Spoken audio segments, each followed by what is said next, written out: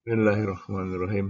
Alhamdulillah kita berjumpa dalam mata kuliah metode penelitian manajemen pada program studi manajemen Sekolah Pasca Sarjana UHAMKA. Pada pertemuan pertama, kita akan bahas tentang perspektif metode penelitian hibrida, satu metode penelitian gabungan hybrid antara metode penelitian kualitatif dan metode penelitian kuantitatif. Deskripsi pembelajaran. Pada kegiatan belajar ini, mahasiswa akan diperkenalkan dengan konsep dasar penelitian dalam manajemen. Materi ini mencakup pengantar metode penelitian, perbedaan antara penelitian dan evaluasi, serta perbandingan antara metode penelitian kualitatif, kuantitatif, dan hibrida. Dan pembelajaran. Setelah mengikuti kegiatan ini, mahasiswa diharapkan mampu untuk memahami definisi dan tujuan metode penelitian dalam manajemen, membedakan antara penelitian dan evaluasi, serta menjelaskan perbedaan mendasar antara metode penelitian kualitatif, kuantitatif, dan hibrida. Definisi dan ruang lingkup penelitian manajemen. Penelitian adalah suatu proses sistematis yang digunakan untuk mencari jawaban atas pertanyaan atau memecahkan masalah dengan mengumpulkan, menganalisis, dan menafsirkan data. Penelitian bertujuan untuk memperluas pengetahuan dalam bidang tertentu, termasuk bidang manajemen, dan untuk mengembangkan teori-teori baru atau menguji teori-teori yang ada. Ruang lingkup penelitian manajemen sangat luas dan mencakup berbagai aspek yang terkait dengan fungsi-fungsi manajemen dalam organisasi.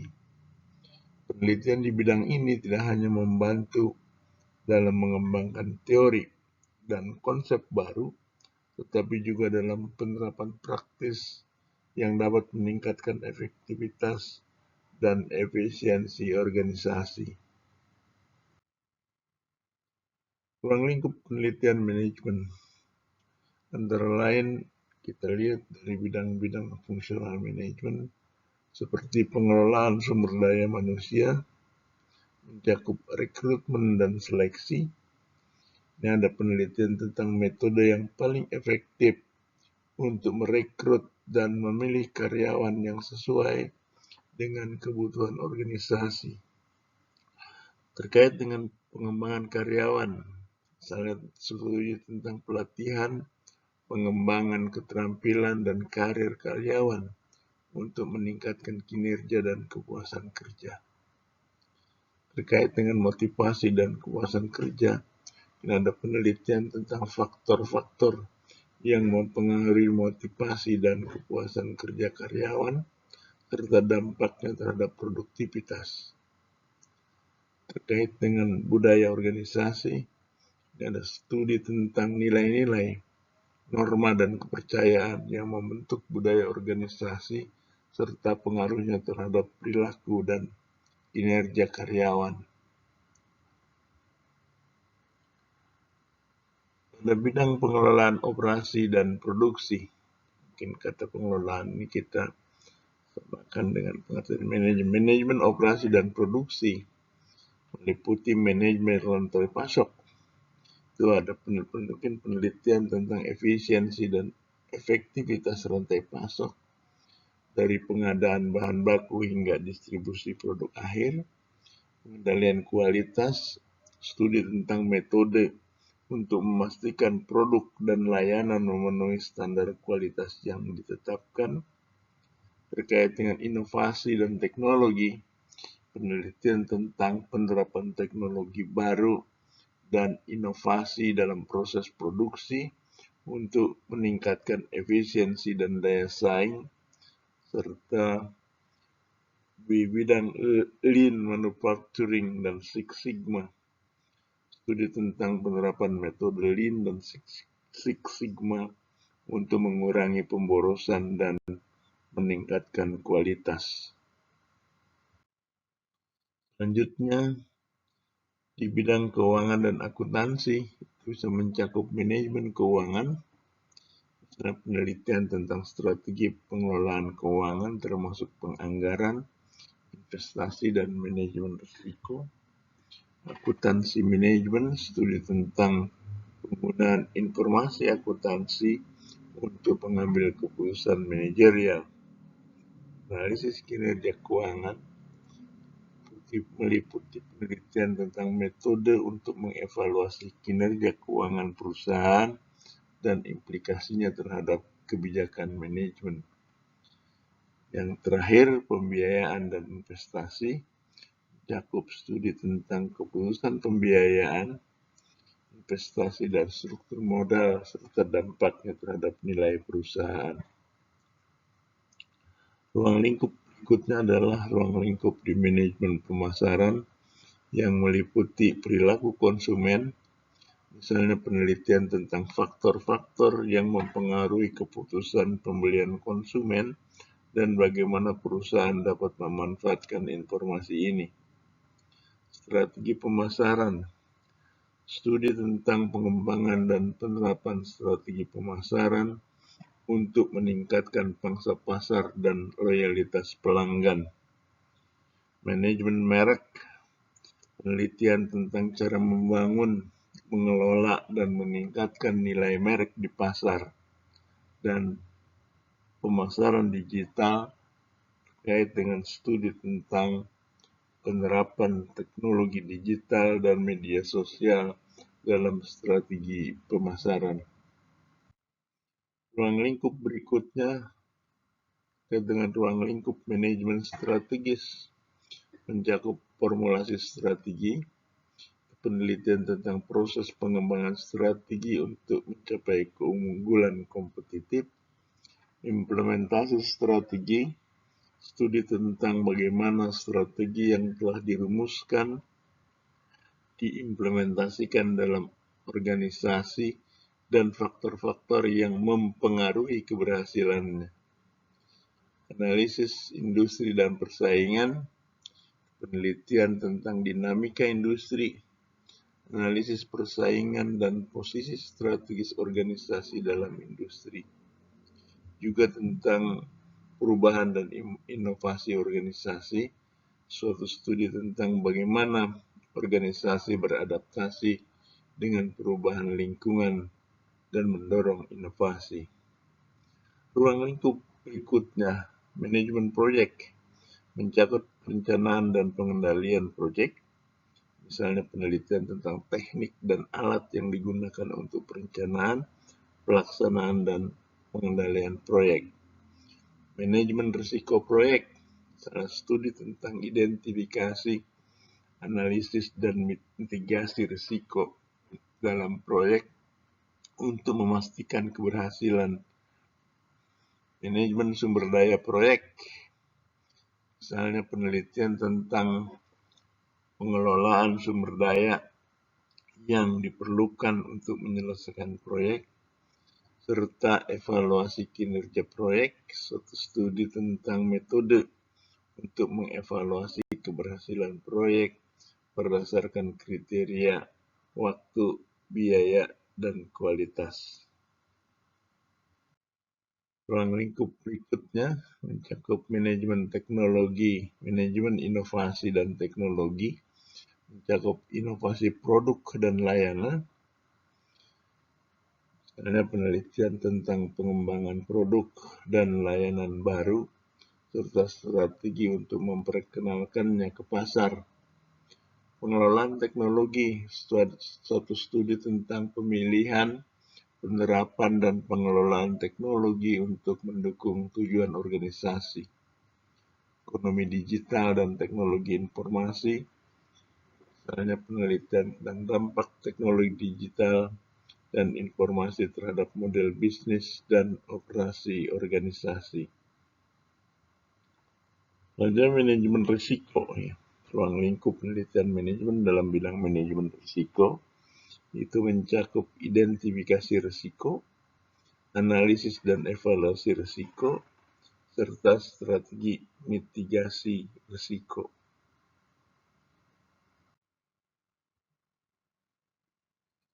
Ruang lingkup penelitian manajemen dalam bidang etika dan tanggung jawab sosial perusahaan mencakup etika bisnis dan tanggung jawab sosial perusahaan. Pada etika bisnis, misalnya penelitian tentang isu-isu etika dalam manajemen dan pengambilan keputusan bisnis. Sedangkan tanggung jawab sosial perusahaan, CSR, biasanya ada studi tentang bagaimana perusahaan berkontribusi pada masyarakat dan lingkungan, serta dampaknya terhadap reputasi dan kinerja bisnis. Ruang lingkup penelitian manajemen bidang globalisasi dan manajemen internasional meliputi strategi global, penelitian lintas budaya, dan ekspansi internasional. Pada strategi global bisa saja penelitian tentang strategi yang digunakan perusahaan untuk beroperasi dan bersaing di pasar global. Sementara di bidang manajemen lintas budaya, penelitian tentang bagaimana perbedaan budaya mempengaruhi manajemen dan operasi bisnis internasional. Sedangkan untuk ekspansi internasional, penelitian tentang tantangan dan strategi yang digunakan perusahaan saat memasuki pasar baru di luar negeri. Tujuan penelitian manajemen. Yang pertama, meningkatkan pengetahuan, menambah wawasan dan pemahaman tentang teori dan praktek manajemen. Kedua, menyelesaikan masalah, memberikan solusi terhadap masalah manajemen yang kompleks di dunia nyata. Yang ketiga, pengambilan keputusan, membantu manajer dalam membuat keputusan yang didasarkan pada bukti dan data yang valid.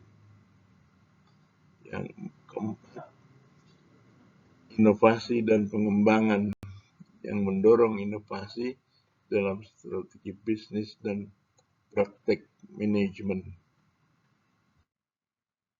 Pentingnya penelitian manajemen. Penelitian menyediakan dasar yang kuat untuk pengembangan kebijakan dan strategi manajemen, memungkinkan organisasi untuk kompetitif dengan memahami tren dan perubahan di lingkungan bisnis, dan menyediakan metode untuk mengevaluasi efektivitas program atau strategi yang diimplementasikan dalam organisasi. Tiga alasan ini menjadikan kenapa penelitian manajemen itu penting. Proses penelitian. Tahapan-tahapan penelitian yang secara umum itu mencakup identifikasi masalah atau pertanyaan penelitian merupakan langkah pertama yang perlu dipecahkan, masalah yang perlu dipecahkan atau pertanyaan yang perlu dijawab.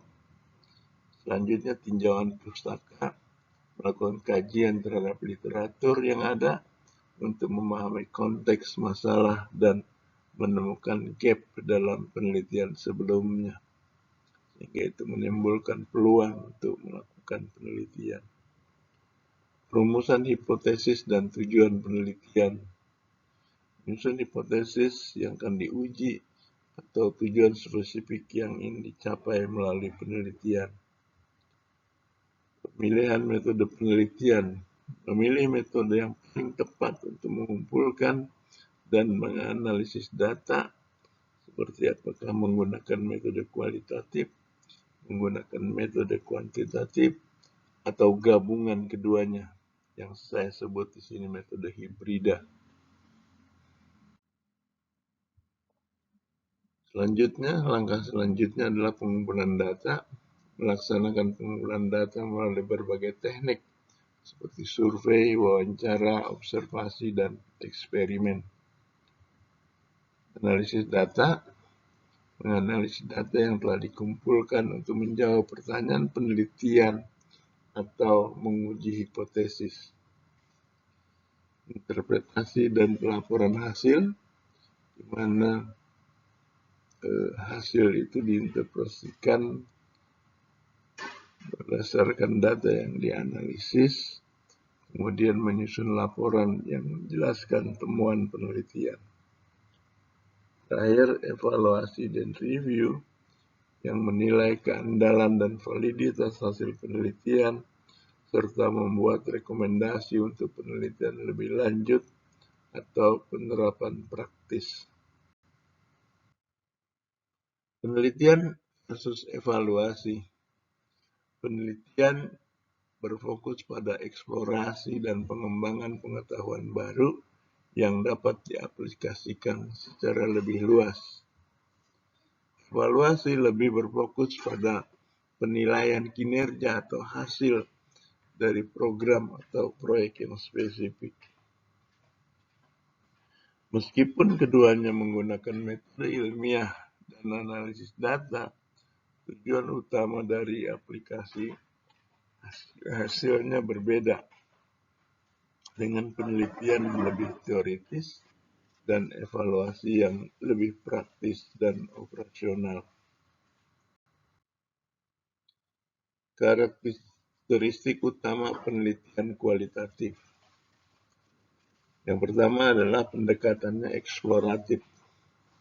Penelitian kualitatif sering digunakan untuk mengeksplorasi fenomena yang kompleks, memahami konteks, dan mendapatkan wawasan mendalam tentang perilaku, persepsi, dan pengalaman manusia.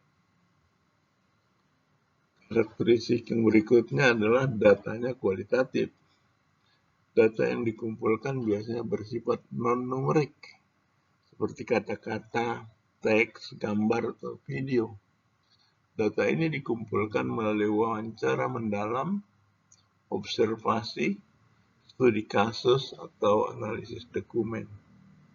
Karakteristik berikutnya adalah analisis berbasis tema. Analisis data dilakukan dengan cara mengidentifikasi tema, pola, atau kategori yang muncul dari data, bukan melalui perhitungan statistik. Karakteristik keempat, pendekatan bersifat subjektif. Penelitian kualitatif mengakui bahwa peneliti adalah bagian dari proses penelitian dan interpretasi data, sehingga pendekatannya lebih subjektif. Karakteristik berikutnya adalah kontekstual. Penelitian kualitatif menempatkan fenomena dalam konteks sosial, budaya, atau lingkungan tertentu untuk memahami bagaimana dan mengapa sesuatu terjadi. Desain penelitian yang fleksibel, itu karakteristik yang keenam dari penelitian kualitatif. Desain penelitian kualitatif cenderung lebih fleksibel dan dapat berkembang seiring dengan proses penelitian, memungkinkan peneliti untuk menyesuaikan fokus atau metode sesuai dengan temuan yang muncul. Kekuatan penelitian, kelebihan penelitian kualitatif. Yang pertama, wawasan yang mendalam. Penelitian kualitatif memberikan pemahaman yang mendalam tentang fenomena yang kompleks, termasuk motivasi, keyakinan, dan sikap individu. Yang kedua, konteks yang kaya. Dengan mempertimbangkan konteks sosial dan budaya, penelitian kualitatif dapat menangkap nuansa dan dinamika yang mungkin tidak terlihat dalam penelitian kuantitatif. Yang kelebihan yang ketiga adalah fleksibilitas dalam pendekatan. Penelitian kualitatif memungkinkan peneliti untuk menyesuaikan pendekatan dan metode selama penelitian berlangsung, yang bisa menghasilkan temuan yang lebih relevan dan tepat. Keunggulan yang keempat, kemampuan untuk mengeksplorasi topik baru. Metode ini sangat efektif dalam mengeksplorasi area baru atau topik yang belum banyak diteliti, karena tidak terikat oleh hipotesis atau variabel yang kaku. Selanjutnya, partisipasi aktif dari responden. Penelitian kualitatif seringkali melibatkan responden secara aktif, memungkinkan peneliti untuk mendapatkan wawasan dari perspektif orang-orang yang berpengalaman langsung dengan fenomena yang dipelajari. Kelemahan dari penelitian kualitatif. Yang pertama, generalisasi yang terbatas. Karena data kualitatif biasanya diperoleh dari sampel kecil atau studi kasus, hasilnya sulit untuk digeneralisasi ke populasi yang lebih luas. Yang kedua, subjektivitas yang tinggi. Interpretasi data sangat tergantung pada peneliti, sehingga hasilnya bisa dipengaruhi oleh bias pribadi atau persepsi subjektif peneliti. Yang ketiga, memerlukan waktu dan sumber daya yang besar. Pengumpulan dan analisis data kualitatif memerlukan waktu yang lebih lama dan mungkin memerlukan sumber daya yang lebih besar dibandingkan penelitian kuantitatif. Keterbatasan dalam replikasi. Karena penelitian kualitatif sangat kontekstual dan subjektif, sulit untuk mereplikasi penelitian yang sama dengan hasil yang konsisten di waktu yang berbeda atau di tempat yang berbeda. Kredibilitas dan validitas yang menantang. Ini kata-kata menantang menunjukkan kelemahan. Menilai validitas dan kredibilitas temuan kualitatif bisa menjadi tantangan, terutama karena tidak ada ukuran standar yang jelas seperti dalam penelitian kuantitatif.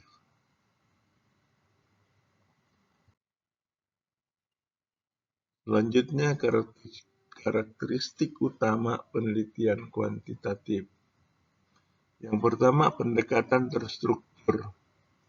Penelitian kuantitatif menggunakan desain penelitian yang terstruktur dengan jelas, termasuk hipotesis yang ditetapkan sebelumnya dan prosedur yang sistematis untuk pengumpulan dan analisis data.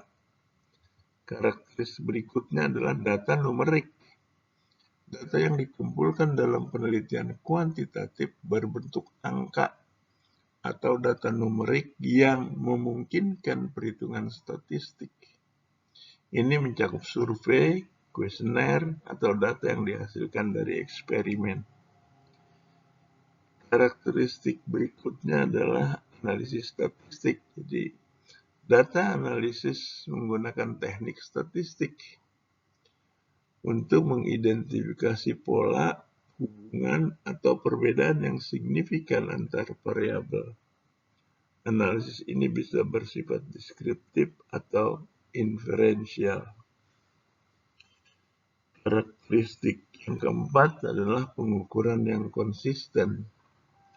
Penelitian kuantitatif mengandalkan alat ukur yang konsisten dan dapat diandalkan, seperti skala pengukuran, untuk memastikan validitas dan reliabilitas data.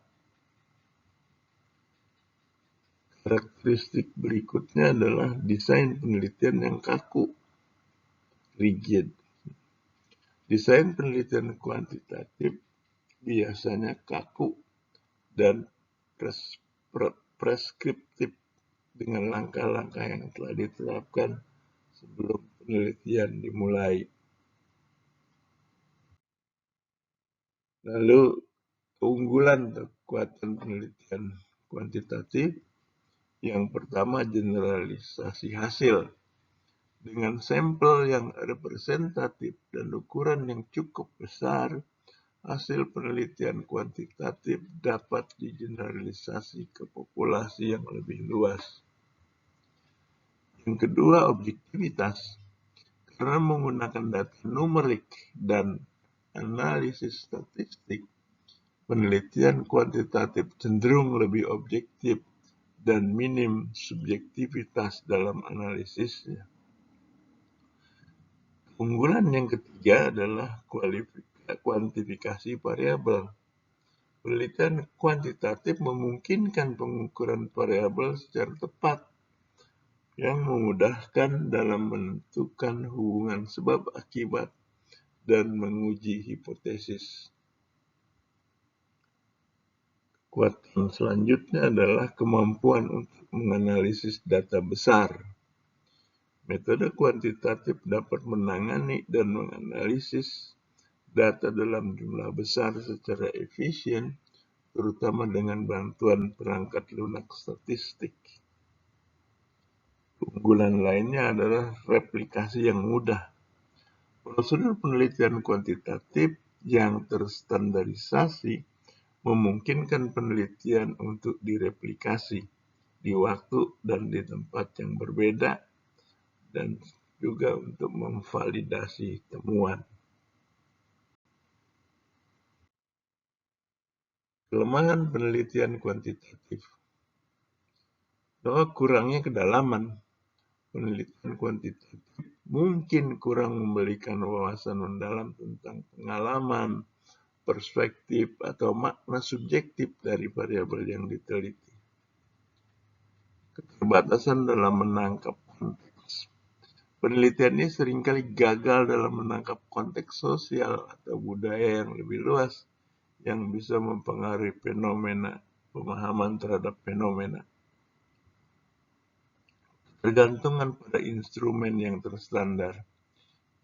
Jika alat ukur atau kuesioner tidak dirancang dengan baik, bisa mengakibatkan data yang kurang akurat atau relevansi hasil yang rendah. Kelemahan berikutnya adalah kurangnya fleksibilitas. Desain penelitian yang kaku membuat penelitian kuantitatif kurang fleksibel dalam menghadapi perubahan atau penyesuaian selama proses penelitian. Terakhir, potensi untuk bias pengukuran. Ini sebagai kelemahan dari penelitian kuantitatif. Walaupun analisisnya objektif, ada potensi bias dalam bagaimana variabel didefinisikan dan diukur, serta bagaimana data dikumpulkan. Yang ketiga, ini adalah karakteristik utama penelitian hibrida, penelitian gabungan, penelitian kombinasi antara kualitatif dan kuantitatif. Yang pertama, integrasi metode. Metode hibrida ini mengintegrasikan pendekatan kualitatif dan kuantitatif dalam suatu studi untuk memanfaatkan kekuatan kedua pendekatan. Ini biasanya melibatkan pengumpulan dan analisis data kualitatif dan kuantitatif secara bersamaan atau berurutan. Pendekatan multifaset. Penelitian hibrida sering melibatkan fase-fase yang berbeda dalam penelitian, seperti pengumpulan data kualitatif awal untuk eksplorasi, diikuti oleh pengumpulan data kuantitatif untuk pengujian hipotesis, atau sebaliknya. Analisis terintegrasi. Data dari kedua metode dianalisis secara terpisah dan kemudian digabungkan untuk memberikan wawasan yang lebih luas. Peneliti menganalisis pola, dan hubungan yang muncul dari kedua jenis data. Desain yang fleksibel. Penelitian hibrida sering memiliki desain yang fleksibel yang memungkinkan peneliti untuk menyesuaikan pendekatan dan metode berdasarkan temuan yang muncul dari fase pertama atau dari data yang dikumpulkan. Kekuatan atau keunggulan penelitian hibrida. Yang pertama, kombinasi kekuatan kualitatif dan kuantitatif. Dengan menggabungkan kedua pendekatan, penelitian hibrida dapat memperoleh data yang mendalam, kualitatif, dan data yang dapat diukur dan digeneralisasi pada kuantitatif. Kedua, pemahaman yang lebih komprehensif.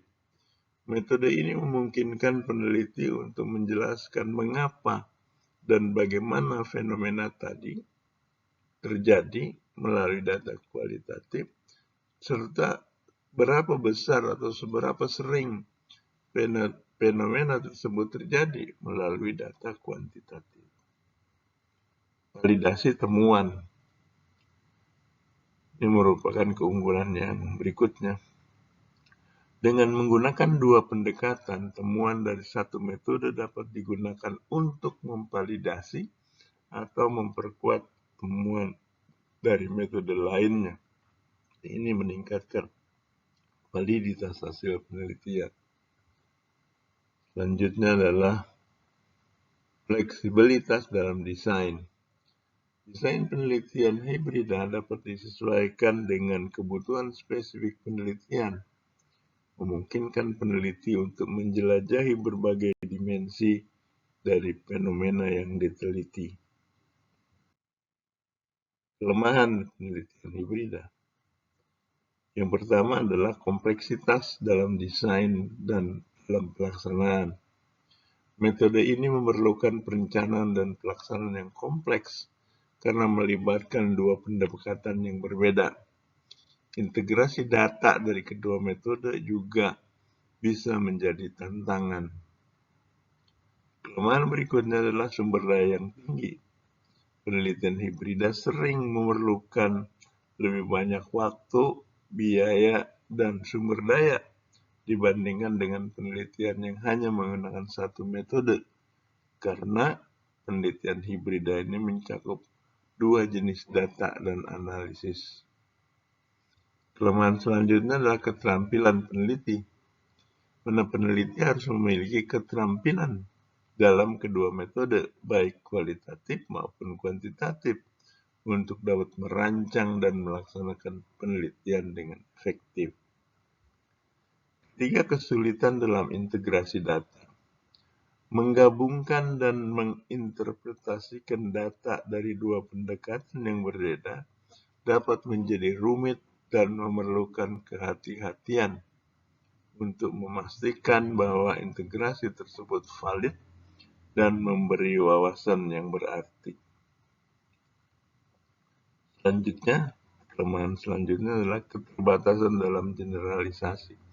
Meskipun metode ini memberikan wawasan mendalam, generalisasi hasilnya masih bergantung pada bagaimana data kuantitatif dikumpulkan dan diukur. Contoh aplikasi di bidang manajemen. Penelitian kualitatif mencakup studi kasus, meneliti dinamika tim dalam organisasi dengan melakukan wawancara mendalam dan observasi partisipasi, dan fenomenologi, mengkaji pengalaman karyawan terhadap budaya organisasi dengan menggunakan wawancara mendalam untuk mengeksplorasi makna pengalaman tersebut. Penelitian kuantitatif meliputi survei, menggunakan kuesioner untuk mengukur kepuasan karyawan di seluruh departemen organisasi, dan menganalisis hubungan antara kepuasan kerja dan produktivitas, dan eksperimen, melakukan eksperimen untuk menguji efektivitas strategi manajemen baru terhadap kinerja tim penjualan. Penelitian hibrida mencakup explanatory sequential design, melakukan survei kuantitatif untuk mengukur kepuasan pelanggan, diikuti dengan wawancara kualitatif untuk mendalami alasan di balik temuan survei, dan convergent parallel design mengumpulkan data kualitatif melalui wawancara dan data kuantitatif melalui survei secara bersamaan untuk menganalisis dampak budaya organisasi terhadap kinerja karyawan. Tugas pembelajaran saudara ini diminta untuk menulis esai sepanjang 750 kata yang menjelaskan perspektif metode penelitian hibrida yang mengakhiri perdebatan antara metode kualitatif dan metode kuantitatif. Dalam esai tersebut, diskusikan pula kapan metode ini sebaiknya digunakan, serta beri contoh penelitian yang sesuai untuk metode hibrida. Kira demikian untuk pengantar yang di pertemuan pertama ini. Selanjutnya pada pertemuan kedua kita akan membahas tentang pengantar metode penelitian kualitatif. Terima kasih. Assalamualaikum warahmatullahi wabarakatuh.